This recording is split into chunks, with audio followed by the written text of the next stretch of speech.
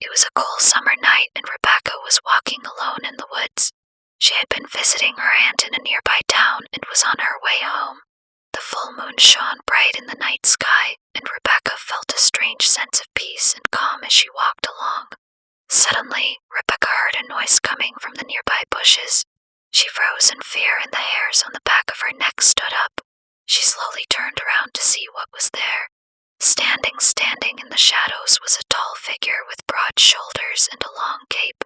Rebecca's heart raced as she felt a mysterious presence in the air.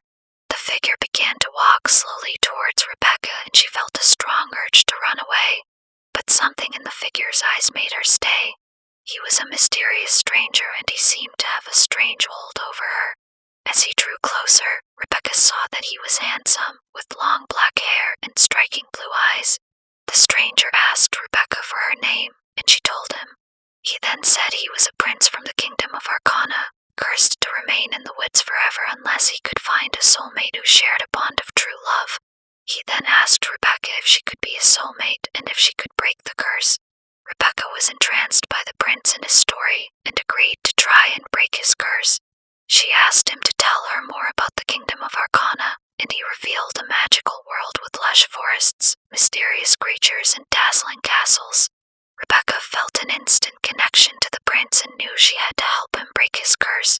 The prince and Rebecca spent every night in the woods, talking about the kingdom and falling deeper and deeper in love. Finally, Rebecca knew it was time to break the curse. She declared her undying love for the prince and embraced him in a passionate kiss. The curse was broken and the prince was finally able to return to his kingdom of Arcana. Rebecca and the prince were married and they both lived happily ever after. They never forgot their romantic horror story, which they shared with anyone who asked. It was a dark and stormy night and the shadows of the trees swayed in the wind. The streets were empty, the only sound being the distant rumble of thunder. He thought he saw something move in the corner of his eye, a shadow no bigger than a child. He turned and saw a little girl, her eyes wide with fright, her clothes in tatters. He could feel her fear in the air. He followed her, his heart pounding with anticipation as he walked on, eyes wide with fear as he heard a soft moan come from the shadows. He froze, the sound of his breathing seeming to echo